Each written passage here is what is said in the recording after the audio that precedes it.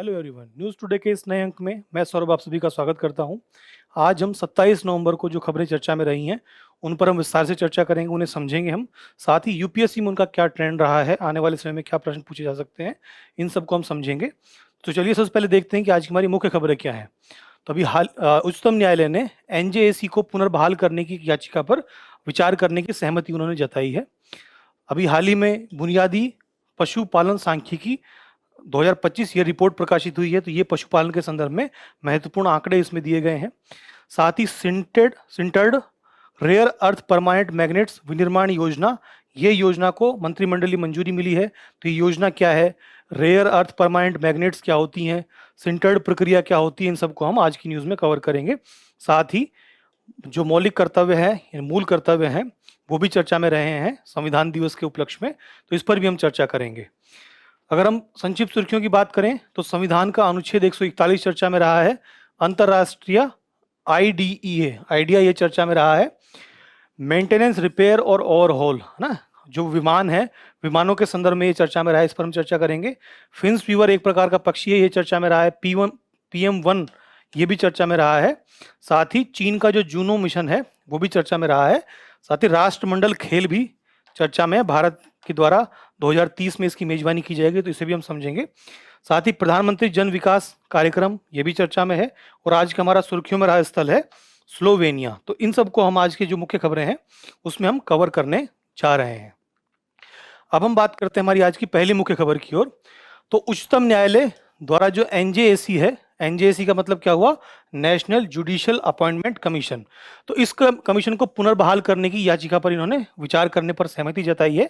जो ये NJAC commission था, ये 2014 में सरकार द्वारा इस पर कानून बनाया गया था और इसको बहाल करने का प्रयास किया गया था, लेकिन उस समय जो हमारी सर्वोच्च न्यायालय था, उनके द्वारा इसे असंवैधानिक और न्यायपालिका में हस्तक्षेप को लेकर के उसे असंवैधानिक घोषित कर दिया गया था। तो उसी के संदर्भ में फोर्थ जज केस भी चर्चा में रहा था, है ना, इसी को फोर्थ जज केस कहा गया था। तो हम इस पार्ट को आज की न्यूज़ में कवर करेंगे।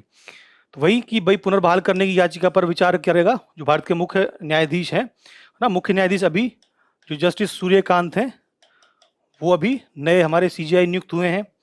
तो उन्होंने कहा है कि अभी एक जो जनहित याचिका इस संदर्भ में दायर की गई है एनजेसी को पुनर्बहाल करने के लिए, तो उस पर ये विचार करेंगे। और ये वर्तमान में जो न्यायाधीशों की नियुक्ति है कॉलेजियम प्रणाली द्वारा, उसको ये याचिका चुनौती देती है।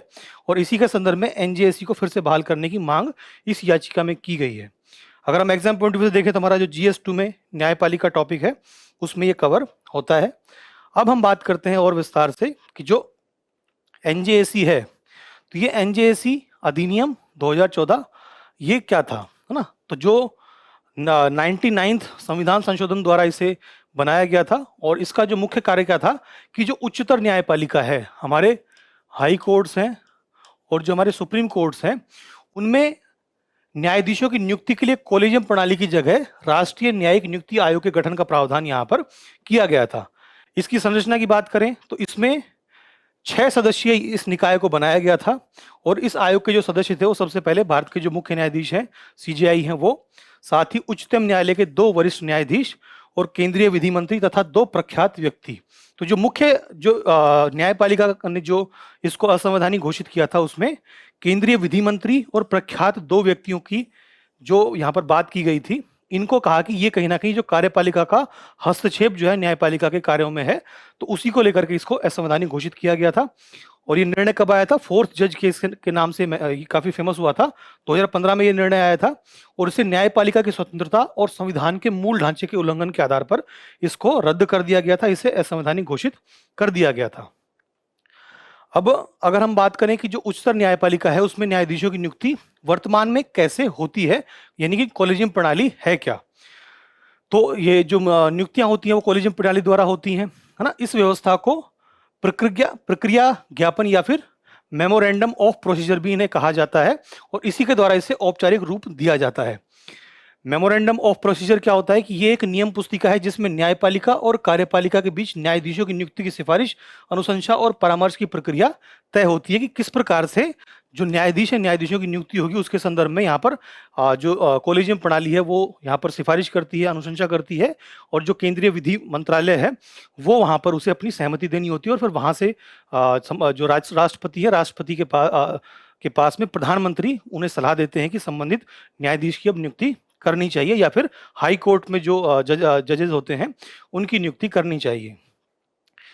उच्चतम न्यायालय में न्यायाधीशों की जो नियुक्तियां हैं ये कोलेजियम प्रणाली द्वारा ही की जाती है। जो भारत के मुख्य न्यायाधीश हैं, यहाँ पर ये भी आप ध्यान रखिएगा कि जो चीफ जस्टिस ऑफ इंडिया है इसके लिए यहाँ पर वरिष्ठता पद्धति को अपनाया जाता है कि जो भी वर्तमान में जो सीजेआई है वो अब जो वरिष्ठतम जो वहां पर सुप्रीम कोर्ट में जो जज होंगे उनके नाम की वो सिफारिश करते हैं केंद्रीय विधि मंत्रालय को, और केंद्रीय विधि मंत्रालय प्रधानमंत्री को अनुशंसा करता है, और फिर प्रधानमंत्री राष्ट्रपति को संबंधित सीजीआई को नियुक्त करने की वो वहां पर सलाह देते हैं, और फिर भारत के राष्ट्रपति सीजीआई की नियुक्ति करते हैं। अभी जो हमारे जस्टिस सूर्यकांत हैं उसके संदर्भ में हमने इस प्रक्रिया को काफी विस्तार से समझा भी था।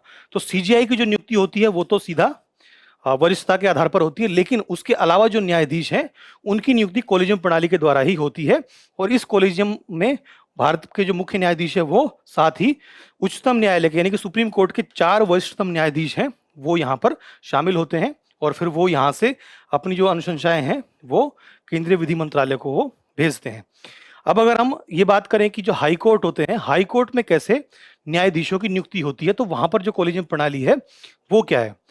तो यहाँ पर जो संबंधित उच्च न्यायालय के कोलेजियम है उसमें उच्चतम जो वहां का उच्च न्यायालय है उनके मुख्य न्यायाधीश और उस उच्च न्यायालय के 2 वरिष्ठ न्यायाधीश इसमें शामिल होते हैं, और इनकी जो सिफारिश होती है उस पर विचार करने के लिए जो उच्चतम न्यायालय का कोलेजियम है वो कोलेजियम जो होता है उसमें सीजेआई और उच्चतम न्यायालय के 2 वरिष्ठतम न्यायाधीश होते हैं। जो यहाँ पर ये काफी कंफ्यूज आप इसमें हो सकते हैं कि जो सुप्रीम कोर्ट में जो नियुक्तियां होती हैं वहां पर सीजीआई प्लस 4 वरिष्ठतम न्यायाधीश होते हैं, जबकि हाई कोर्ट में जो नियुक्तियां होती हैं वहां पर जो सुप्रीम कोर्ट का जो कोलेजियम होता है उसमें सीजेआई प्लस 2 वरिष्ठतम न्यायाधीश यहाँ पर होते हैं, और ये फिर भारत के मुख्य न्यायाधीश उच्चतम न्यायालय के उन न्यायाधीशों से भी यहाँ पर वो राय ले सकते हैं जो उच्च न्यायालय के मामलों से यहाँ पर परिचित होते हैं, चाहे वो कोलेजियम के सदस्य हो या नहीं हो। तो ये भारत में जो मुख्य जो न्यायिक नियुक्तियां होती हैं उसके संदर्भ में यहाँ पर प्रावधान किए गए हैं। कोलेजियम प्रणाली को हमने समझ लिया है। अब हम बात करते हैं कि जो कोलेजियम प्रणाली है इससे जुड़ी हुई चिंताएं क्या हैं, क्यों हम बार बार समाचारों में कोलेजियम प्रणाली की आलोचना को हम देखते हैं। लगातार ये प्रश्न चिन्ह उठता है न्यायपालिका पर भी कि भाई कोलेजियम प्रणाली है उसको हटा करके एक आयोग का या फिर एक ऐसी स्वायत्त या स्वतंत्र निकाय की स्थापना की जाए जो लगातार उच्चतम न्यायालय और उच्च न्यायालय के न्यायाधीशों की नियुक्ति की वो अनुशंसा करे। तो सबसे पहले यहाँ पर आता है कि अस्पष्टता और जवाबदेही का यहाँ पर अभाव है, क्योंकि जो कोलेजियम के जो निर्णय होते हैं वो संसद या कार्यपालिका जैसे किसी भी अन्य बाह्य प्राधिकरण के प्रति जवाबदेह वो नहीं होते। अर्थात कोलेजियम प्रणाली है, इसमें जितने भी जो जजेस हैं वो सारे सुप्रीम कोर्ट के ही हैं, है ना, सुप्रीम कोर्ट या हाई कोर्ट के ही हैं, और उन्हीं के द्वारा नियुक्ति की जा रही है। तो यहाँ पर जवाबदेही तय नहीं हो पाती है। अर्थात अगर मान लीजिए कोई गड़बड़ होती है तो उस पर जवाबदेही तय नहीं हो पाती है। साथ ही सभी वर्गों को पर्याप्त प्रतिनिधित्व नहीं दिए जाने की लगातार यहाँ पर आलोचना होती है। जैसे महिला न्यायाधीशों की संख्या काफी कम रहती है, साथ ही वंचित समुदायों को पर्याप्त प्रतिनिधित्व नहीं मिल पाता है। तो इस कारण से कोलेजियम प्रणाली की लगातार आलोचनाएं होती रहती हैं। साथ ही संविधान में भी इसका कोई स्पष्ट प्रावधान नहीं है ना। जो कोलेजियम प्रणाली है ये 3 जजेस केस जो हुए हैं, है ना, 3 जजेस केस, जो फर्स्ट जज केस, सेकंड जज केस और फिर थर्ड जज केस, वहां पर ये जो ये कोलेजियम प्रणाली है ये विकसित हुई है। तो इसलिए ये जो सिद्धांत है ये सिद्धांत, क्योंकि संविधान में ऐसा कोई प्रावधान नहीं किए गए हैं तो ये सिद्धांत भी इसको कमजोर बनाते हैं। साथ ही देश में जो संस्थागत ढांचा है वो संसद द्वारा निर्धारित होना चाहिए, न कि न्यायपालिका द्वारा। तो ये भी इसकी आलोचना है। साथ ही जो रिक्तियां हैं वो भी लगातार एक बड़ा मुद्दा बना रहता है, क्योंकि जो कोलेजियम है और कार्यपालिका है उनके बीच लगातार यहाँ पर न्यायाधीशों की नियुक्ति को लेकर के टकराव होने की संभावनाएं होती रहती हैं। तो इसलिए जो रिक्तियां हैं वो भी लंबे समय तक बनी रहती हैं। और आप जानते ही हैं कि भारत का जो पूरा जो न्यायिक ढांचा है, जो अलग अलग जो हमारे जिला स्तर के न्यायालय हैं, उच्च न्यायालय हैं, उच्चतम न्यायालय हैं, उनमें लगभग 3 करोड़ के आसपास जो मामले हैं वो पेंडिंग है। तो रिक्तियां होने से वो पेंडेंसी बढ़ने की संभावना और ज्यादा हो जाती है। अब इस पूरे मामले का क्या निष्कर्ष होना चाहिए? तो यहां पर यह है कि जो कॉलेजियम है ये न्यायपालिका की स्वतंत्रता को तो ये सुरक्षित रखती है, लेकिन इससे जुड़ी हुई चिंताएं भी हैं जिन पर हमने भी हाल ही में काफी ज्यादा विस्तार से यहाँ पर चर्चा की है। तो इसीलिए यहाँ पर कुछ ऐसे प्रावधान किए जाने चाहिए और एनजेसी का यहाँ पर पुनर्गठन किया जा सकता है, जो कि कॉलेजियम प्रणाली को अधिक पारदर्शी, जवाबदेही और पर्याप्त प्रतिनिधित्व वाली संस्था ये बन जाएगी। अर्थात जो एनजेसी में विधि मंत्री प्लस 2 विधिवेत्ता का जो प्रावधान था, तो इसके संदर्भ में जो हमारी संसद है उसे विचार करना चाहिए। और यहाँ पर जो सुप्रीम कोर्ट का जो उस समय जजमेंट था, वहां पर जो चिंताएं व्यक्त की गई थी न्यायपालिका की स्वतंत्रता को लेकर के, उनका समाधान करके फिर जो है एनजेसी को गठन किया जाना चाहिए। तो ये एक संभावना हो सकती है। 2025 में एनजेसी पर प्रश्न पूछा भी गया है पहले भी, तो वो हमने जो पिछली हमारी चर्चाएं थी उसमें हमने कवर भी किया है। अब ये जो प्रश्न है, ये प्रश्न 2025 में ही पूछा गया है। यहाँ पर भारत में कॉलेजियम प्रणाली के विकास को पूछा गया है, साथ ही भारत और संयुक्त राज्य अमेरिका में उच्चतम न्यायालय के न्यायाधीशों की नियुक्ति की प्रणाली के फायदे और नुकसान के आलोचनात्मक परीक्षण करने का यहाँ पर आपसे प्रश्न पूछा गया है। कॉलेजियम प्रणाली का तो विकास जो 3 जजेस केसेस हैं वहां पर वो आपको उल्लेख करना है। अब जो यूएसए में जो उच्चतम न्यायालय के न्यायाधीशों की जो नियुक्ति होती है, तो वहां पर एक मुख्य प्रावधान जो है वहां का ये है कि जो भी चीफ जस्टिस वहां पर नियुक्त होने वाला है, उस चीफ जस्टिस के जो नाम की सार्वजनिक घोषणा की जाती है और कोई भी व्यक्ति, है ना, यूएसए का कोई भी व्यक्ति उनके संदर्भ में वहां पर उनका अगर उनका कोई कदाचार रहा है या उनसे जुड़ा हुआ कोई मामला है, तो वो वहां पर वो उसे प्रकाशित कर सकता है, उसको वो उठा सकता है। अर्थात वहां पर जो चीफ जस्टिस है उसकी नियुक्ति है वो अधिक पारदर्शी है और वो अधिक जनता के प्रति उसे जवाबदेही भी बनाती है। तो ये एक मुख्य अंतर है भारत और संयुक्त राज्य अमेरिका में उच्चतम न्यायालय के न्यायाधीशों की नियुक्ति के लेकर के। तो इसको आप जरूर तैयार कीजिएगा ना आने वाले समय में। अभी तो जैसे यूएसए के साथ पूछा गया है, आने वाले समय में जो है ये ऐसा ही प्रश्न जो है फ्रांस के संदर्भ में पूछा जा सकता है, ऑस्ट्रेलिया के संदर्भ में पूछा जा सकता है, कनाडा के संदर्भ में पूछा जा सकता है। तो वहां पर भी जो संबंधित जो उच्च न्यायालय हैं उनकी नियुक्तियों को भी आपको ध्यान में रखना चाहिए। अब हमारी अगली न्यूज की बात करते हैं जो मूल कर्तव्य से जुड़ी हुई है। तो अभी 26 आज 27 नवंबर है, कल 26 नवंबर था, तो 26 नवंबर को हमने हमारा संविधान दिवस मनाया है। इस दिन हमारा संविधान उस दिन बनकर के 1949 में 26 नवंबर 1949 को हमारा संविधान बनकर तैयार हो गया था। तो उसी के उपलक्ष्य में संविधान दिवस मनाया जाता है। तो वहीं पर जो भारत के प्रधानमंत्री हैं उन्होंने कहा है, नागरिकों को उन्होंने सलाह दी है कि मूल कर्तव्यों का उन्हें पालन करना चाहिए, ऐसा उन्होंने आग्रह किया है। हाँ, तो यहीं पर जो 26 नवंबर को संविधान दिवस के अवसर पर प्रधानमंत्री ने नागरिकों को मूल कर्तव्य का पालन करने और भारत के लोकतांत्रिक ढांचे को मजबूत करने में अपना सक्रिय योगदान देने का आग्रह उन्होंने किया है। एग्जाम पॉइंट ऑफ व्यू से अगर हम देखें तो ये हमारा GS2 में वही संविधान का जो टॉपिक है उसमें जो मौलिक कर्तव्य है, मूल कर्तव्य है, उसके तहत ये कवर हो जाता है। प्रारंभिक परीक्षा में कई बार मौलिक कर्तव्य पर प्रश्न पूछे गए हैं और मुख्य परीक्षा में भी मौलिक कर्तव्य और मौलिक अधिकार के संतुलन को लेकर के प्रश्न पूछा जा सकता है। अभी ऐसा प्रश्न नहीं पूछा गया है। तो मूल कर्तव्य है, इनकी संवैधानिक स्थिति की बात करें तो जैसा आप जानते ही होंगे, आपने अक्सर पढ़ा होगा कि जो 42nd जो हमारा कॉन्स्टिट्यूशनल अमेंडमेंट हुआ था उसके तहत अनुच्छेद 51A जोड़ा गया था भारतीय संविधान के 4A भाग में, है ना। जो हमारा DPSP है वो भाग 4 है और उसके बाद ही जो मूल कर्तव्य है उसका भाग 4A जोड़ा गया और उसी के तहत अनुच्छेद 51A जोड़ करके मूल कर्तव्यों को इसमें जोड़ा गया था। इसकी किस समिति की सिफारिश पर किया गया था? बहुत ही फेमस स्वर्ण सिंह समिति की सिफारिश पर के आधार पर ये संविधान में मूल कर्तव्यों को जोड़ा गया था। कहाँ से उन्होंने ये प्रेरणा ली थी?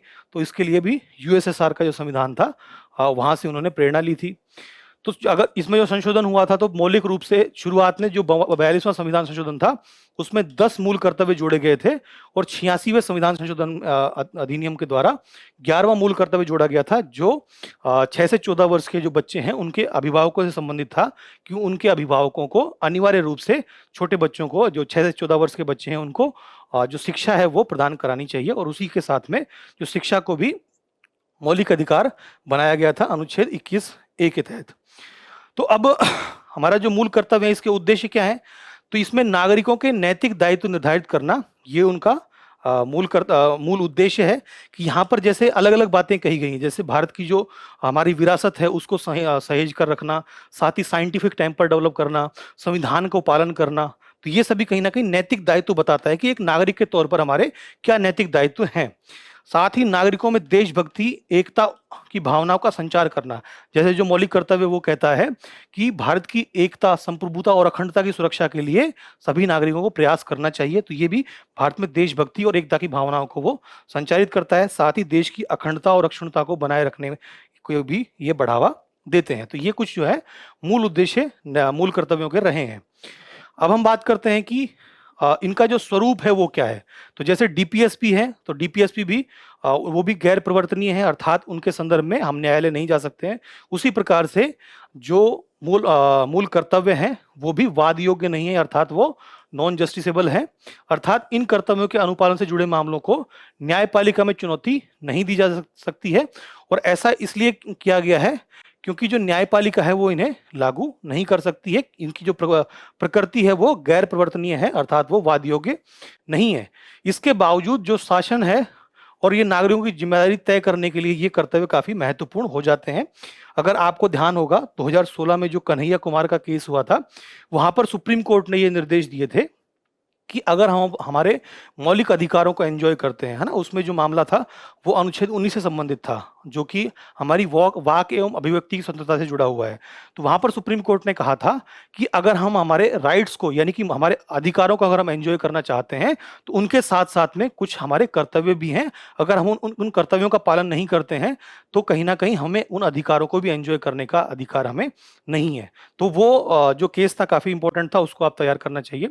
अब यहाँ पर जो अधिकार है और कर्तव्यों के बीच के संबंध की भी बात की गई है। तो ये दोनों पूरक प्रकृति के हैं ना, क्योंकि जो अधिकार और कर्तव्य हैं एक दूसरे के पूरक हैं और एक दूसरे पर ये निर्भर है। अगर हम हमारे कर्तव्यों का सही ढंग से पालन नहीं करेंगे तो हमें अपने अधिकारों को भी एंजॉय करने का अधिकार नहीं मिलना चाहिए, है ना। एक सार्थक उपयोग इनका तभी संभव है जब हम इन एक दूसरे का यहाँ पर अनुपालन करेंगे। साथ ही लोकतंत्र में संतुलन भी सुनिश्चित करते हैं, क्योंकि जो मूल कर्तव्य वो सुनिश्चित करते हैं कि एक व्यक्ति द्वारा अधिकारों के उपयोग में किसी दूसरे व्यक्ति के अधिकारों का उल्लंघन नहीं होना चाहिए और इससे कहीं भी सामाजिक सद्भाव को हानि नहीं पहुंचनी चाहिए। तो ये कहीं ना कहीं हमारा जो लोकतंत्र है उसमें संतुलन को भी ये सुनिश्चित करते हैं। साथ ही इनका संबंध जो है वो नैतिकता से भी है। जो मूल कर्तव्य है वो अनुशासन, संस्थाओं का सम्मान करने और संवैधानिक मूल्यों को बढ़ावा देने के लिए है, उसका एक ये नैतिक ढांचा है। और वहीं पर जो मूल अधिकार है वो भी इसी नैतिक ढांचे के अंतर्गत रहते हुए हमारे मूल अधिकारों का हमें उपयोग करना चाहिए। मूल अधिकारों का सतत पालन करने के लिए भी इसकी आवश्यकता है, क्योंकि मूल अधिकार तभी सार्थक हो सकते हैं जब हम अपने जो भी नागरिक हैं वो अपने कर्तव्यों का पालन करें। और वास्तव में जो मूल कर्तव्य है वो मूल अधिकारों को दीर्घकाल तक अक्षुण्ण रखने में अपना आधार प्रदान करते हैं। अब अगर जो मौलिक अधिकार हमें दिए गए हैं उनको अगर हम एंजॉय करना चाहते हैं तो हमारे मौलिक कर्तव्यों को हमें पालन करना चाहिए। जैसे संविधान की अनुपालना की बात यहाँ कही गई है, तो संविधान की अनुपालना है उसमें हमारे मौलिक अधिकार भी हैं, लेकिन हम अपने मौलिक अधिकारों को कब एंजॉय कर पाएंगे? जो हमारे राष्ट्र में सद्भाव रहेगी, जो हम शांति से अपना काम करते रहेंगे, तभी हम अपने मौलिक अधिकारों को एंजॉय कर पाएंगे। और जो शांति सद्भावना को बनाए रखना, साइंटिफिक टेम्परामेंट डेवलप करना, संविधान को की अनुपालना करना, साथ ही जो हमारा भारत देश है, भारत देश की एकता, अक्षुण्णता, अखंडता को बनाए रखना, देशभक्ति की भावना को बनाए रखना, भारत की जो संस्कृति है उसको संरक्षित रखना, हमारे जो विरासत स्थल हैं, हेरिटेज साइट्स हैं, उनको संरक्षित रखना, तो ये सब हमारे मौलिक कर्तव्य हैं। जब हम अपने मौलिक कर्तव्यों को अच्छे से उनका पालन करेंगे तो हम अपने मौलिक अधिकारों को भी और बेहतर तरीके से एंजॉय कर पाएंगे। तो यही इस यहाँ पर बात कही गई है। अब हम बात करते हैं कि जो कर्तव्य केंद्रित नैतिक ढांचे का समर्थन करने के लिए कुछ दार्शनिक सिद्धांत भी यहाँ पर दिए गए हैं, अर्थात जो नैतिकता है वो कर्तव्य से जुड़ी हुई है। इसके संदर्भ में कुछ दार्शनिक सिद्धांत दिए गए हैं, ये आपके GS 4 के लिए इंपॉर्टेंट हो सकते हैं। तो यहाँ पर महात्मा गांधी जी ने कहा है कि अधिकारों का वास्तविक स्रोत कर्तव्य है। जब व्यक्ति अपने दायित्वों का ईमानदारी से पालन करता है तो उसे अधिकार स्वतः प्राप्त हो जाते हैं, और यह केवल वही अधिकार वास्तविक हैं जो कर्तव्यों के उचित पालन से उत्पन्न होते हैं। अर्थात कोई भी व्यक्ति, जैसे हम अपने परिवार को अगर हम देखते हैं तो आपने देखा होगा कि एक छोटा बच्चा है, उस छोटे बच्चे के पास में उस तरह के अधिकार नहीं होते हैं जितने अधिकार एक वयस्क व्यक्ति के पास होते हैं। क्योंकि जो छोटा बच्चा है उसके ऊपर किसी तरह की कोई ड्यूटीज उसके ऊपर बाउंड नहीं होती है, सामाजिक कर्तव्य उसके उतने नहीं होते हैं जितना कि एक वयस्क व्यक्ति के होते हैं। तो जैसे जैसे बच्चा बड़ा होता रहता है तो वो अपनी ड्यूटीज उसकी बढ़ती जाती हैं, और जितनी उसकी ड्यूटीज बढ़ती हैं उतने ही उसके अधिकार भी लगातार बढ़ते जाते हैं। क्योंकि यहाँ पर माना जाता है कि कोई भी व्यक्ति अगर अपने कर्तव्यों का सही ढंग से पालन कर रहा है तो उन कर्तव्यों के साथ ही उसे उसके अधिकार भी मिलने चाहिए। तो यही इस सिद्धांत में बात कही गई है।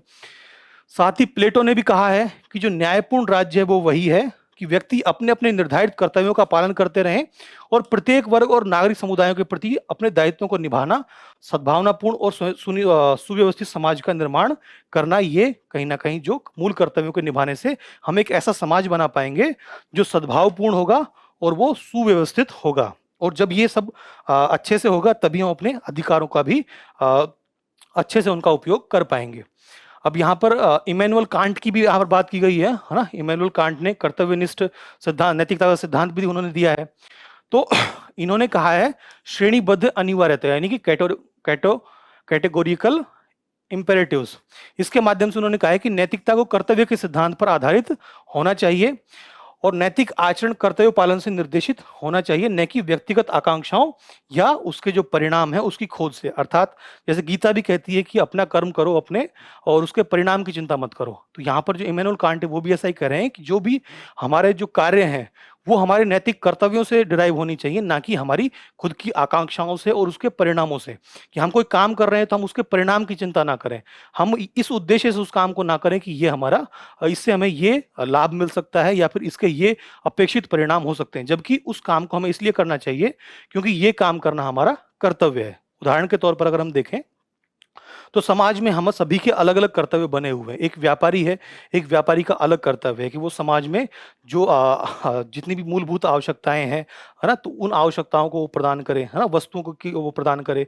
इसी प्रकार से जो हमारे राजनेता हैं, राजनेताओं का यहाँ पर ये है कि जो हमारी संसद है, हमारी विधायिका है, उसमें जाकर के जो हमारे हम लोग हैं, भारत के लोगों का वो प्रतिनिधित्व करें, हमारी आकांक्षाओं को संसद के समक्ष रखें और उसी के अनुरूप वो नीति निर्माण करें। तो इस प्रकार से जब भी समाज का प्रत्येक व्यक्ति अपने कर्तव्यों के आधार पर अपना काम करेगा तो उससे जो एक बेहतर समाज का निर्माण हो पाएगा और उससे सभी व्यक्ति कहीं ना कहीं अपने अधिकारों को भी वो बेहतर तरीके से उनका उपयोग कर पाएंगे। तो यहीं पर यही बात की गई है। और यहाँ पर श्रेणीबद्ध अनिवार्यता की बात की गई है कि व्यक्ति को ऐसे सार्वभौमिक सिद्धांतों के आधार पर कार्य करना चाहिए जिन्हें सब पर लागू किया जा सके, चाहे उसकी व्यक्तिगत आकांक्षाएं या संभावित परिणाम कुछ भी हों। तो यहाँ पर जो कर्तव्य है, कर्तव्य को यहाँ पर व्यापक स्तर पर, जैसे सार्वभौमिक स्तर पर उसके अनुपालन की बात यहाँ पर कही गई है। अब मौलिक कर्तव्यों पर जो प्रश्न पूछे गए हैं उसको हम देख लेते हैं। 2013 में प्रश्न पूछा गया है कि भारत के संविधान के अनुसार निम्नलिखित में से कौन सा देश के शासन के लिए आधारभूत है। तो इनमें से कौन सा देश के शासन के लिए आधारभूत है, ये आपको बताना है। अगला जो प्रश्न है इसका कमेंट में आंसर बताइएगा। अगला प्रश्न है कि भारत की प्रभुता, एकता और अखंडता की रक्षा करें और उसे अक्षुण्ण रखें, यह उपबंध किसमें किया गया है। ये 2015 में प्रश्न पूछा गया है। तो कहीं ना कहीं आपको जो हमारे 11 मौलिक कर्तव्य हैं उन मौलिक कर्तव्यों को भी एक मोटा मोटी जानकारी आपके पास होनी चाहिए कि 11 मौलिक कर्तव्य क्या क्या है। 2017 में प्रश्न पूछा गया कि भारत के संदर्भ में कौन सा अधिकारों और कर्तव्यों के बीच का सही संबंध है। तो इसमें से कौन सा स्टेटमेंट सही होगा, इसका आंसर आप कमेंट में जरूर बताइए।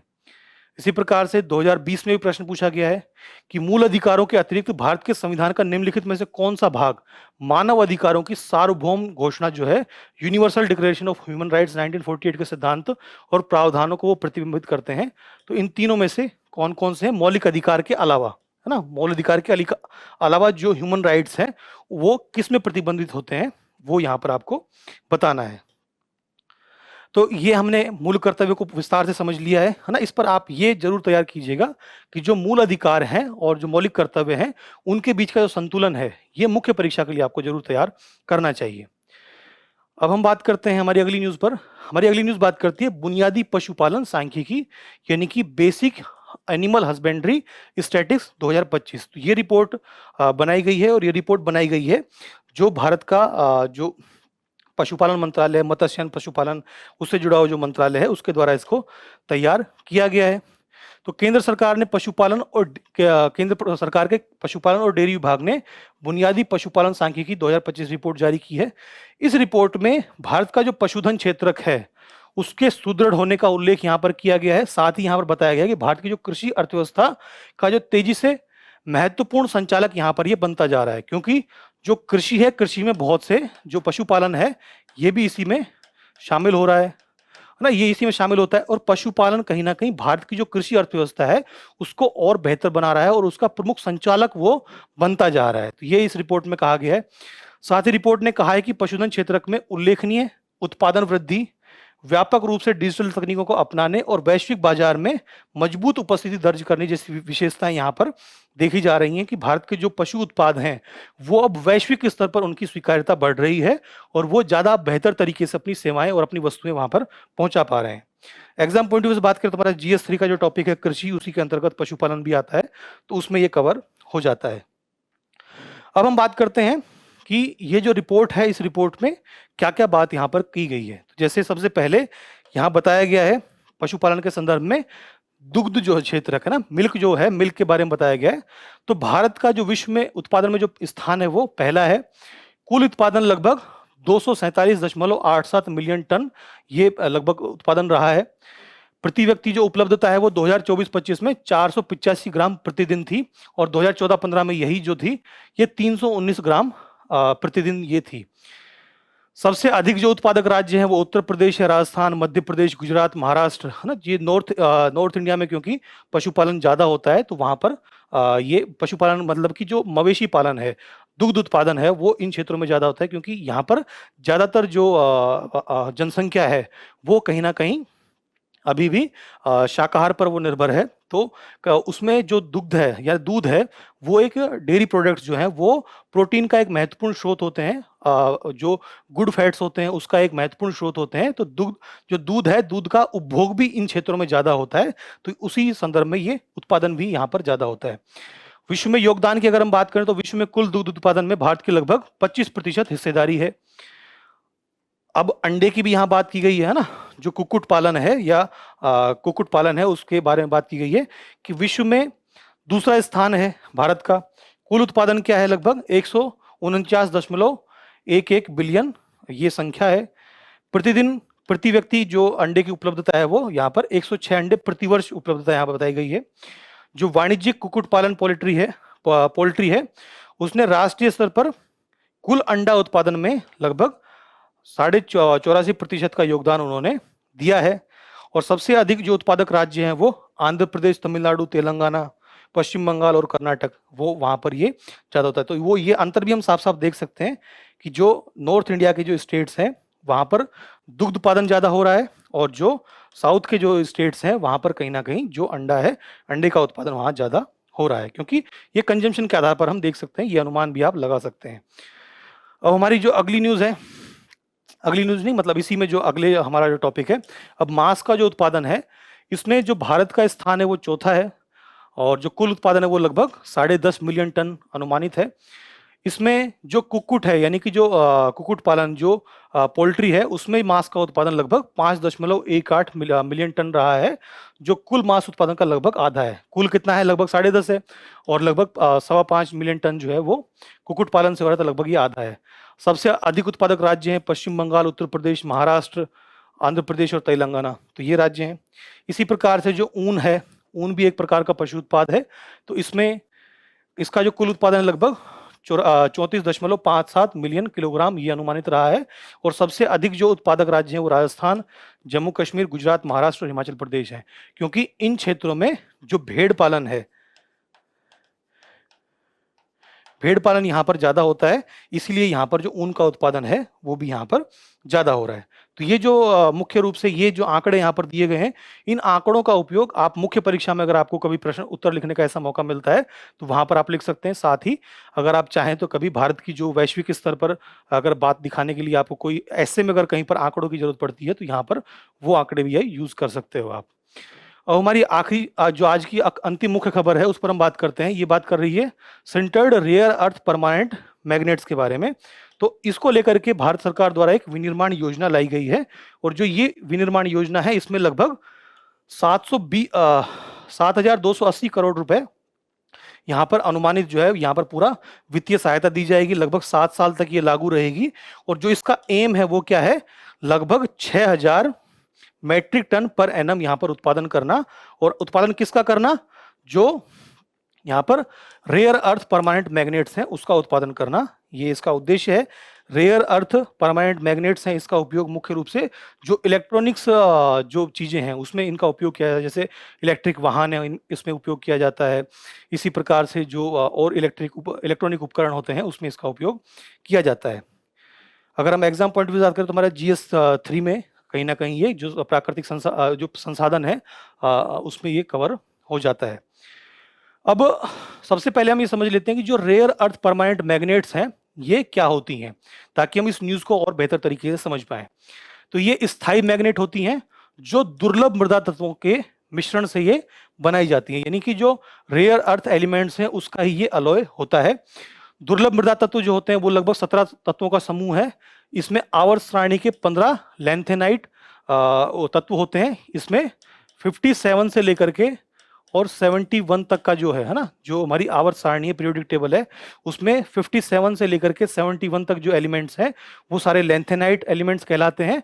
और उसी के अलावा जो स्कैंडियम और इट्रियम ये 2 और तत्व हैं, इन सबको मिलाकर के 17 तत्वों का एक समूह बनता है और इन्हें ही रेयर अर्थ एलिमेंट्स कहा जाता है। इनका जो प्रमुख गुण है वो क्या होता है कि इनकी चुंबकीय शक्ति वो बहुत ज्यादा होती है, साथ ही इनमें उच्च ऊर्जा घनत्व होता है और अन्य कई प्रकार के मैग्नेट्स की तुलना में ये बेहतर प्रदर्शन कर पाते हैं। इनका उपयोग जो है वो मुख्य रूप से इलेक्ट्रॉनिक वाहन, नवीकरणीय ऊर्जा क्षेत्र के, की जो सोलर पैनल्स होते हैं उसमें इनका उपयोग किया जाता है। इलेक्ट्रॉनिक्स, एरोस्पेस, रक्षा क्षेत्र, इस सब में इनका उपयोग किया जाता है। अब हम बात करते हैं इस रिपोर्ट के जो मुख्य बिंदु हैं वो क्या क्या है। तो यहाँ पर बात की गई कि जो केंद्रीय मंत्रिमंडल है उसने sintered rare earth permanent magnets के विनिर्माण को बढ़ावा देने के लिए योजना को स्वीकृति दी है। इस योजना का जो उद्देश्य है वो रेयर अर्थ परमानेंट मैग्नेट्स की निरंतर और दीर्घकालिक आपूर्ति करना है और इसका जो हमारी अभी आयात निर्भरता बनी हुई है उसको कम करना है, इसका मुख्य उद्देश्य है। तो यहाँ पर जो एक वर्ड दिया गया है सिंटर्ड, तो ये सिंटर्ड जो वर्ड आया है ये आया है सिंटरिंग से। तो जो सिंटरिंग है ये एक प्रोसेस होती है मैग्नेट निर्माण के संदर्भ में। तो इसमें क्या होता है कि जो नेचुरल रूप से जो हमारे पास में तत्व होते हैं उनको एक बहुत ही अत्यधिक उच्च तापमान में और उच्च दबाव के साथ उनको गर्म किया जाता है। इससे क्या होता है कि जो मैग्नेट्स हैं उनकी जो क्षमता है वो बहुत ज़्यादा बढ़ जाती है और इस प्रक्रिया में उनको पिघलने नहीं दिया जाता है ना। जैसे हम यहाँ पर देखें तो ये इनिशियल जो मृदा जो तत्व हैं है ना, जो हमारे रेयर अर्थ एलिमेंट्स हैं वो कहीं ना कहीं यहाँ पर इनके जो परमाणु हैं वो अलग अलग यहाँ पर दिख रहे हैं। फिर जब ये इनिशियल स्टेज पर जब सेंटरिंग होती है तो ये यहाँ पर पास आना शुरू करते हैं, फिर ये और पास आते हैं और फिर यहाँ पर जैसे ये गोले हैं तो गोले होने की वजह से यहाँ पर आसपास यहाँ पर रिक्त स्थान हो सकता है, लेकिन यहाँ पर जो ये कहीं ना कहीं एक अलग आकृति ले रहे हैं और ये फिर कहीं ऐसे एक डेंस जो ये बन जाता है जिससे कि इनकी जो मैग्नेटिक जो इनका कार्य होता है वो बहुत बेहतर हो जाता है। तो यहीं पर ये बात की गई कि सिंटरिंग एक ऐसी प्रक्रिया है जिसमें मैग्नेट यानी कि चुंबकीय पदार्थों को बिना पिघलाए अत्यधिक तापमान पर गर्म किया जाता है। इससे मैग्नेट जो है वो अधिक मजबूत हो जाता है, उसकी चुंबकीय क्षमता बहुत ज़्यादा बढ़ जाती है और साथ ही ये जंग लगने से भी सुरक्षित हो जाता है। तो जो सिंटरिंग प्रक्रिया है ये कहीं ना कहीं प्रारंभिक परीक्षा में आपसे पूछा जा सकता है कि हाल ही में चर्चा में रहने वाली जो सिंटरिंग प्रोसेस है वो किससे संबंधित है, या फिर सिंटरिंग प्रोसेस क्या होता है, और फिर 3-4 स्टेटमेंट दिए हों, ऐसा प्रश्न आपसे पूछा जा सकता है। तो इसको आप जरूर तैयार कर लीजिएगा। अब हम बात करते हैं हमारी जो विनिर्माण योजना है REPMS विनिर्माण योजना, इसकी क्या मुख्य विशेषताएं हैं। तो स्टार्टिंग बताया कि आपको जो वित्तीय परिव्यय है लगभग यहाँ पर 7,280 करोड़ रुपए किया जाएगा। वित्तीय प्रोत्साहन की व्यवस्था यहाँ पर मुख्य रूप से की जाएगी कि जो भी कंपनीज या इसमें आकर के रेयर अर्थ जो परमानेंट मैग्नेट्स हैं उसके निर्माण में जो काम करना चाहेंगे, अनुसंधान करना चाहेंगे, वो उनको यहाँ पर वित्तीय प्रोत्साहन दिया जाएगा। 6,450 करोड़ रुपए है वो बिक्री आधारित प्रोत्साहन उन्हें दिया जाएगा कि वो कितनी ज्यादा सेल कर पा रहे हैं, 5 वर्षों तक ये दिया जाएगा। साथ ही 750 करोड़ रुपए यहाँ पर संयंत्र और फैसिलिटी की स्थापना करने के लिए यहाँ पर जो कैपिटल सब्सिडी है, यानी कि जो बड़ी बड़ी जो मशीनें आएंगी उन मशीनों को खरीद के लिए या फिर जो भूमि अधिग्रहण है उसके लिए यहाँ पर ये पैसे दिए जाएंगे। इसका उद्देश्य वही कि 6,000 मीट्रिक टन प्रति वर्ष का निर्माण करना है ना। साथ ही लाभार्थियों में विनिर्माण क्षमता का आवंटन करने की अगर हम बात करें तो यहाँ पर 6000 मीट्रिक टन पर एनम क्षमता वैश्विक स्तर पर प्रतिस्पर्धात्मक बोली के माध्यम से 5 लाभार्थियों को ये आवंटित की जाएगी और प्रत्येक लाभार्थी को अधिकतम 1200 मीट्रिक टन पर एनम विनिर्माण क्षमता यहाँ पर आवंटित की जा सकती है। तो ये हो गई हमारी इस योजना के बारे में मुख्य बातें। अब और अगर हम इस बारे में बात करें तो इसमें एंड टू एंड विनिर्माण एकीकरण पर प्रयास किया जाएगा, जिसमें यहाँ पर क्या होगा कि जो पूरी उत्पादन श्रृंखला है इसमें जो वित्तीय जो सहायता दी जा रही है वो इस पूरी उत्पादन श्रृंखला को यहाँ पर दिया जाएगा। इसमें यहाँ पर रेयर अर्थ जो एलिमेंट्स हैं उनसे लेकर के उनसे धातु निर्माण, फिर उनसे मिश्र धातु या उनके अलॉय को बनाना, और फिर उनसे जो रेयर अर्थ स्थायी मैग्नेट्स हैं उनका निर्माण करना। तो इस पूरी जो उत्पादन श्रृंखला में इनको लगातार यहाँ पर सहायता इस योजना के तहत दी जाएगी। योजना की कुल अवधि 7 वर्ष है। 2 वर्ष की जो अवधि है वो संयंत्र या फैसिलिटी की स्थापना करने के लिए है, और उसके बाद में जो बाकी के 5 वर्ष हैं वहां पर बिक्री आधारित आर्थिक प्रोत्साहन इन्हें दिया जाएगा। तो ये हो गई इस योजना की जो मुख्य बातें हैं वो। तो आज की जो मुख्य खबरें हैं उनको हमने कवर कर लिया। अब हम बात करते हैं आज की जो संक्षिप्त सुर्खियां हैं उसकी। तो सबसे पहले हम बात करेंगे संविधान के अनुच्छेद 141 के बारे में। तो संविधान का अनुच्छेद 141 क्यों चर्चा में है, तो यहाँ पर बात की गई कि एक चिंता व्यक्त की गई है कि न्यायालय की कुछ खंडपीठें पूर्व में न्यायाधीशों की समान संख्या वाली खंडपीठों के निर्णय के आदेशों को वो पलट रही हैं, और इस मामले में जो विधिक सात्यता है यानी कि लीगल कंसिस्टेंसी है उसके महत्व पर यहाँ पर कमजोर वो कमजोर इससे हो रही है। जो विधिक सात्यता या फिर लीगल कंसिस्टेंसी है उसका मतलब क्या होता है कि जो विधि और विधि पर जो निर्णय दिए जाते हैं वो सामंजस्य पूर्ण होने चाहिए और वो एक दूसरे के विपरीत नहीं होने चाहिए। जैसे एक मामले में अगर कोई निर्णय दिया गया है तो अगर उसी संख्या की अगर कोई हमारी संवैधानिक पीठ है या कोई खंडपीठ है तो वो ऐसा नहीं हो कि वो उसी मामले पर एक विपरीत निर्णय दे दे, है ना, उसी विषय पर एक विपरीत निर्णय दे दे। तो वही है कि भाई जो एक प्रकार के मामले हैं उस पर एक प्रकार के ही निर्णय होना चाहिए, इसी को कहा जाता है लीगल कंसिस्टेंसी। अब अगर हम अनुच्छेद 141 की बात करें तो ये क्या होता है कि ये उच्चतम न्यायालय द्वारा घोषित विधि भारत के सभी न्यायालयों पर बाध्यकारी होती है, इसका ये प्रावधान करता है। इससे क्या होती है कि एक रूपता बनी रहती है, क्योंकि इससे जो सभी राज्य और निचली अदालत है वो उस जो व्याख्या की गई है उस विधि की उसकी समानता वहां पर बनी रहती है। यहाँ पर प्रमाणिकता भी है कि सांविधिक और संवैधानिक विषयों पर उच्चतम न्यायालय के जो निर्णय होते हैं वो अंतिम कानून प्राधिकार वो माने जाते हैं। अर्थात जो संविधान की व्याख्या करने का जो सबसे ज्यादा अधिकार है वो अधिकार किसे है, वो हमारे सुप्रीम कोर्ट को है। तो उनके द्वारा अगर कोई संविधान की व्याख्या की गई है तो उसी को जो है वो सर्वोच्च या उसी को बिल्कुल सही माना जाएगा। विस्तार के क्षेत्र की बात करें तो जो न्यायालय के निर्णय है वो केवल मुख्य तर्क यानी निर्णय का जो मूल विधिक सिद्धांत है वो बाध्यकारी होता है, जबकि सुनवाई के दौरान की गई जो टिप्पणियां हैं या विचार हैं वो यहाँ पर बाध्यकारी नहीं होते हैं। अर्थात जो निर्णय दिया गया है वो निर्णय बाध्यकारी होता है। उसके संदर्भ में अगर मान लीजिए जो संबंधित खंडपीठ है उसके द्वारा अगर कोई टिप्पणी की गई है या कोई विचार दिया गया है उस मामले पर तो वो बाध्यकारी नहीं होता है। तो ये अनुच्छेद 141 हमारा हो गया। अब हमारी अगली शॉर्ट न्यूज की बात करें तो ये है इंटरनेशनल IDEA या फिर इंटरनेशनल आइडिया भी इसे हम कह सकते हैं। तभी जो भारत के मुख्य चुनाव आयुक्त हैं वो अंतर्राष्ट्रीय आइडिया के अध्यक्ष पद उन्होंने ये धारण किया है, और ये निर्वाचन से संबंधित वैश्विक जो प्रशासन है उसमें भारत की नेतृत्वकारी भूमिका को और सुदृढ़ करने पर ये बल देता है। अब हम इंटरनेशनल आइडिया है ये क्या होता है, तो यहाँ पर जो आइडिया है उसका क्या यहाँ पर फुल फॉर्म है institute for democracy and electoral assistance. तो ये कहीं ना कहीं जो लोकतंत्र में निर्वाचन को बेहतर करने के लिए ये संस्था बनाई गई है। ये एक अंतर सरकारी संगठन है और ये पूरे विश्व में लोकतंत्र को बढ़ावा देने का ये प्रयास करता है। इसके उद्देश्यों की अगर हम बात करें तो ये निर्वाचन प्रक्रिया, संविधान निर्माण, लोकतंत्र के मूल्यांकन, भागीदारी और शासन सुधार में ये सहायता प्रदान करता है।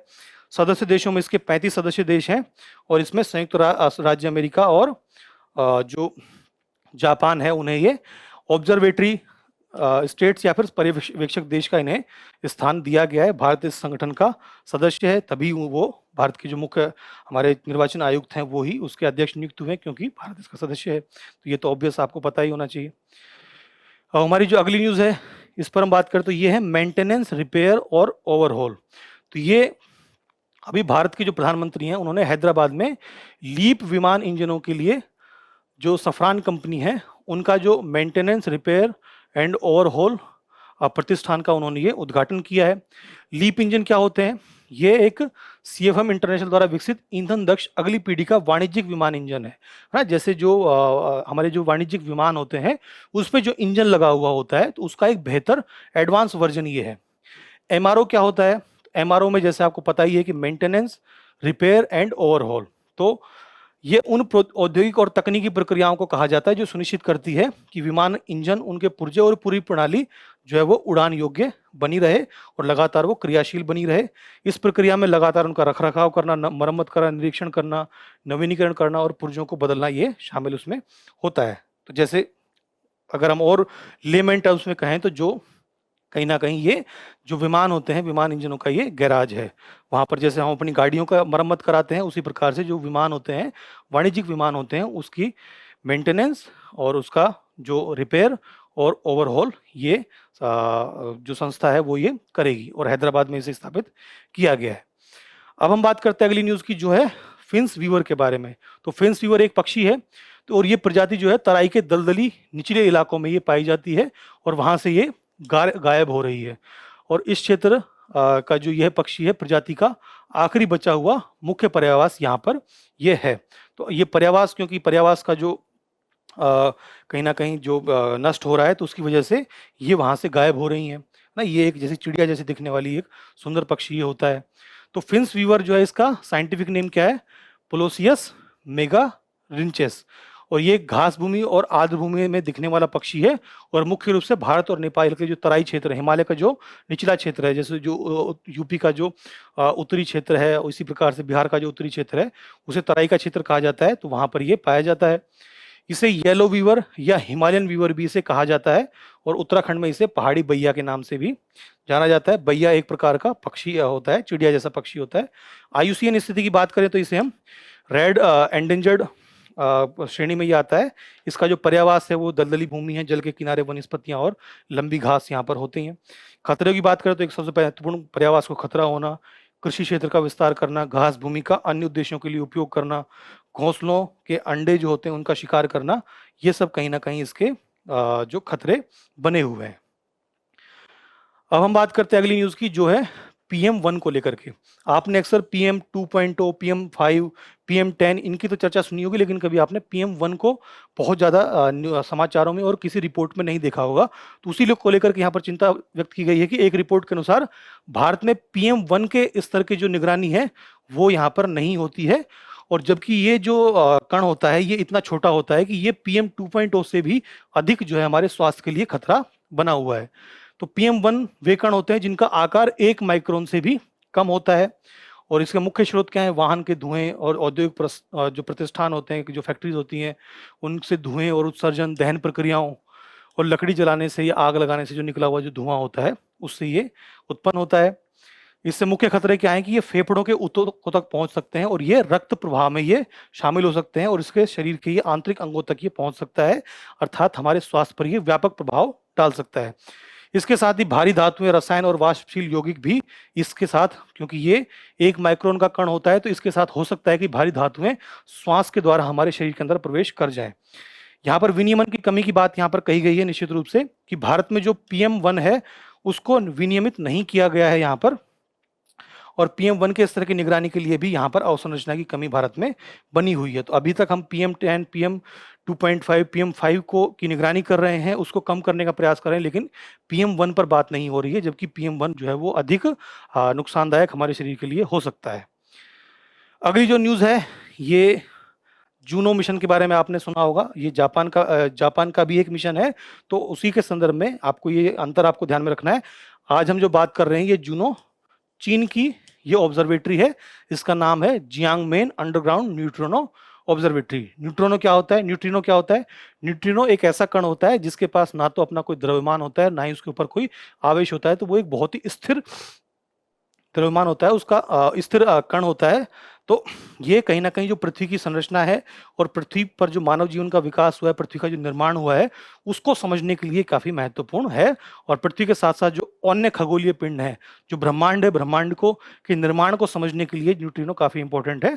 तो न्यूट्रिनो को लेकर के जो चीन की जूनो है, इसका निर्माण कार्य पूरा हो गया है और इसे चीन के ग्वांगडोंग प्रांत में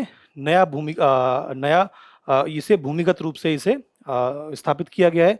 इसका उद्देश्य क्या है? न्यूट्रिनो ऑसिलेशन, यानी कि न्यूट्रिनो के बदलते हुए स्वरूप का अध्ययन करना, न्यूट्रिनो के द्रव्यमान क्रम को समझना ना, ये इसका मुख्य उद्देश्य है। वहीं जो बात की गई कि जापान में भी एक जूनो मिशन था जो अलग है। जो जूनो मिशन जापान का था वो बृहस्पति ग्रह का अध्ययन करना था, जबकि जो चीन का जो जूनो मिशन है वो न्यूट्रॉनों का अध्ययन करना है और मुख्य रूप से जो न्यूट्रॉनों के द्रव्यमान और उसके बदलते हुए स्वरूप का अध्ययन करना इसका उद्देश्य है। अब आप कमेंट में ये बताइए कि भारत की जो न्यूट्रिनो ऑब्जर्वेटरी है वो कहाँ पर स्थित है, ये आप बताइएगा। अगली न्यूज की बात करें तो हमारा राष्ट्रमंडल खेल है वो चर्चा में रहे हैं। तो भारत को 2030 के राष्ट्रमंडल खेलों की जो मेजबानी करने का अवसर यहाँ पर मिला है और ये कॉमनवेल्थ गेम्स का 100वां शताब्दी वर्ष ये होने जा रहा है। तो ये काफी अच्छी है ये अच्छी बात है भारत के लिए। तो कॉमनवेल्थ गेम्स ये क्या होते हैं? ये बहु खेल आयोजन होता है। यहाँ पर बहुत सारे खेल खेले जाते हैं। ये प्रत्येक 4 वर्षों में आयोजित होता है और इसमें राष्ट्रमंडल के खिलाड़ी ही यहाँ पर जो भाग ले सकते हैं। राष्ट्रमंडल के देश कौन कौन से हैं ये आप बताइएगा और राष्ट्रमंडल उन्हें क्यों कहा जाता है ये भी आप कमेंट में जरूर बताइएगा। इससे पहले इनकी शुरुआत हुई थी 1930 में, तभी 2030 में जाकर के इनका 100वां शताब्दी वर्ष होगा। और जो 2010 में भारत में 19वें कॉमनवेल्थ गेम्स की मेजबानी भारत द्वारा की गई थी ना। जो 2010 का कॉमनवेल्थ गेम्स है इससे जुड़ा हुआ एक भ्रष्टाचार का मामला भी काफी ज्यादा चर्चा में रहा था। अहमदाबाद को आधिकारिक रूप से 2030 के सेंटेनरी कॉमनवेल्थ गेम्स की मेजबानी के लिए चुना गया है। 2010 में जो हुआ था ये दिल्ली में हुआ था और ये अब जो 2030 में होने जा रहा है वो अहमदाबाद में होगा। राष्ट्रमंडल की अगर हम बात करें तो 1926 में इसकी शुरुआत हुई थी। इंपीरियल कॉन्फ्रेंस के नाम से इसे पहले जाना जाता था और इसमें ब्रिटेन और इसके जो डोमिनियन राज्य हैं वो इसमें शामिल होते थे और लंदन घोषणा पत्र के द्वारा इसके आधुनिक राष्ट्रमंडल की इसकी स्थापना, यानी कि पहले जो इनका इंपीरियल कॉन्फ्रेंस जो नाम था ये नाम कहीं ना कहीं औपनिवेशिकता को दर्शाता था। तो उसी संदर्भ में जब औपनिवेशिक शासन की समाप्ति की जब बात होने लगी, विऔपनिवेशीकरण की बात होने लगी, तो 1949 में इसका नाम बदल करके राष्ट्रमंडल कर दिया गया। और यहाँ पर स्पष्ट किया गया कि जो गणराज्य और अन्य देश भी हैं वो भी राष्ट्रमंडल के सदस्य यहाँ पर हो सकते हैं और वर्तमान में लगभग 56 देश जो है वो राष्ट्रमंडल के सदस्य हैं। अब अगली न्यूज की बात करें तो हमारी अगली न्यूज है प्रधानमंत्री जन विकास कार्यक्रम को। तो प्रधानमंत्री जन विकास जो कार्यक्रम है इसके क्रियान्वयन की समीक्षा की गई है और साथ ही इसके पोर्टल तथा SNA स्पर्श का बेहतर उपयोग पर यहाँ पर बल दिया गया है। तो अगर हम जो हमारी PMJVK या फिर प्रधानमंत्री जन विकास कार्यक्रम है, ये कार्यक्रम क्या है? तो ये केंद्रीय अल्पसंख्यक कार्य मंत्रालय द्वारा जारी की जाने वाली केंद्र प्रायोजित योजना है। केंद्र प्रायोजित योजना का मतलब क्या होगा कि जो पूरा जो खर्चा है वो वहन केंद्र सरकार द्वारा ही किया जाएगा। इसका उद्देश्य क्या है? अल्पसंख्यक बहुल क्षेत्रों में स्कूल, स्वास्थ्य केंद्र, हॉस्टल, कम्युनिटी हॉल, पेयजल, स्वच्छता, कौशल विकास जैसी बुनियादी सुविधाएं प्रदान करना, ये इसका मूल उद्देश्य है। ये किन क्षेत्रों में लागू है? ऐसे क्षेत्र जो अल्पसंख्यक जनसंख्या मानदंडों को पूरे करने वाले जितने भी जिले हैं उन सभी जिलों में ये लागू होता है। इसकी पात्रता क्या है कि ऐसे क्षेत्र जहां 15 किलोमीटर के दायरे में अल्पसंख्यक आबादी कुल आबादी की लगभग 25% है, तो उसके लिए ये जो जिले हैं वो पात्र हो जाते हैं। अब यहाँ पर जो SNA स्पर्श की बात की गई है वो क्या होता है? SNA का मतलब क्या हुआ? Single nodal agency. और स्पर्श का मतलब क्या है? Systematic progressive accounting resource for the state harmonisation. तो ये SNA स्पर्श है, ये क्या है कि ये वित्त प्रबंधन की एक प्रणाली है और इसका उपयोग क्या किया जाता है कि केंद्र और राज्यों से मिलने वाला जितना भी वित्त पोषण है वो समय पर उन्हें उपलब्ध हो पाए, इसके लिए यहाँ पर ये संस्था ये प्रणाली काम करती है।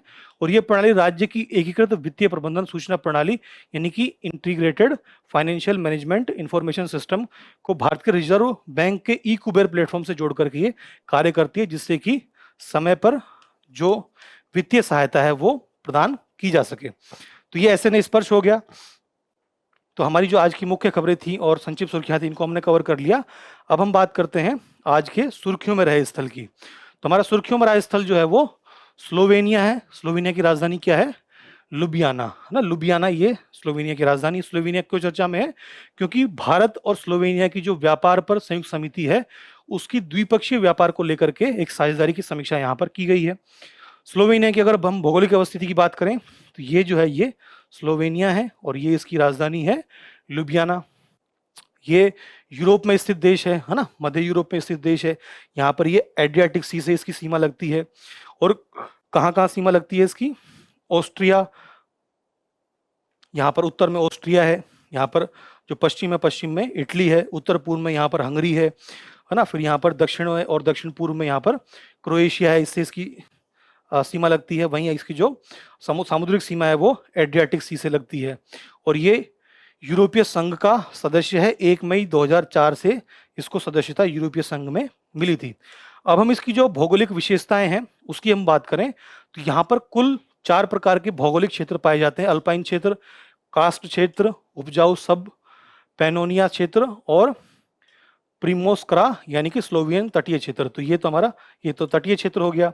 अब जहाँ पर जो उपजाऊ जो यहाँ पर जो पूरा नदियों का जाल है, यहाँ पर ये पूरा उपजाऊ सब पेनियोना क्षेत्र है, जहाँ पर बहुत ज़्यादा ये पहाड़ हैं, पहाड़ों पर क्योंकि बहुत ज़्यादा बर्फ पाई जाती है तो ये क्रास या कास्ट क्षेत्र है। और जो अल्पाइन पर्वत हैं, अल्पाइन जो वन होते हैं वहाँ उन क्षेत्रों को यहाँ पर अल्पाइन क्षेत्र इसमें पाए जाते हैं। इसकी जो मुख्य नदियां हैं वो सावा, ड्रावा और मूरा है ना। ये सावा नदी है, ये सबसे लंबी नदी है यहाँ की। उसके बाद में ड्रावा नदी है और एक मूरा नदी है। और जो ड्रावा और सावा जो नदियां हैं ये जो यूरोप की एक महत्वपूर्ण नदी है डैन्यूब, उसकी ये ट्रिब्यूटरी है यानी कि उसकी सहायक नदियां हैं। इसके अलावा इसकी अगर हम जलवायु की बात करें तो यहाँ पर मुख्य रूप से समशीतोष्ण महाद्वीपीय प्रकार की जलवायु यहाँ पर पाई जाती है। तो आज की जो हमारी मुख्य खबरें थी इनको हमने विस्तार से कवर कर लिया और हमने जो हमारे संक्षिप्त सुर्खियां हैं, सुर्खियों में रहे स्थल, इन सबको कवर कर लिया। अब आज की जो मुख्य खबरें हैं इनसे जुड़े हुए अगर आप प्रश्न हल करना चाहते हैं तो उन प्रश्नों को हल करने के लिए आपको विजिट करना है विजन आईएएस का करंट अफेयर्स का डिजिटल प्लेटफॉर्म। तो जो डिजिटल प्लेटफॉर्म है वहां पर आपको सबसे ऊपर ही आपको जो अभ्यास है, अभ्यास के लिए प्रारंभिक परीक्षा के लिए प्रश्न भी मिल जाएंगे और मुख्य परीक्षा के लिए भी प्रश्न मिल जाएंगे। तो हमारी वेबसाइट पर जाकर के आप उन प्रश्नों को हल कर सकते हैं। वहां पर आपको आपकी जो रैंक है, रैंक भी वहां पर पता चल जाएगी कि आपने कितने प्रश्न हल किए हैं और बाकी आपके जो अलग सहपाठी हैं उनके कितने प्रश्न उनके सही हुए हैं। तो आपको एक रैंक लिस्ट भी मिलेगी। तो आप वहां जाकर के आज के जो न्यूज़ टुडे है उसके प्रश्नों को हल कर सकते हैं। इसी प्रकार से हम और आपके लिए न्यूज़ टुडे का सेशन लाते रहेंगे। हमसे जुड़ने के लिए आपका बहुत बहुत धन्यवाद। Thank you.